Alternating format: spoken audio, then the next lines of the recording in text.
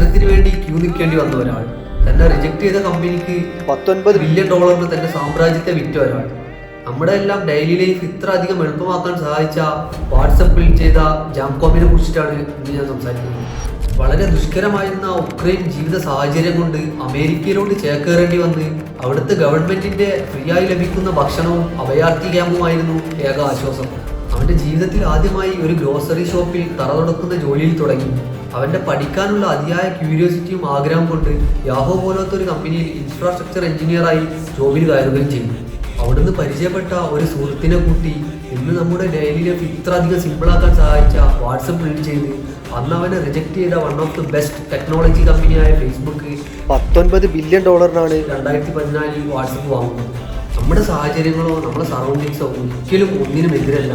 നമ്മളൊരു purpose driven ആയിട്ട് workout ചെയ്യുക, ഹാർഡ് വർക്ക് ചെയ്യുക, സക്സസ്ഫുൾ.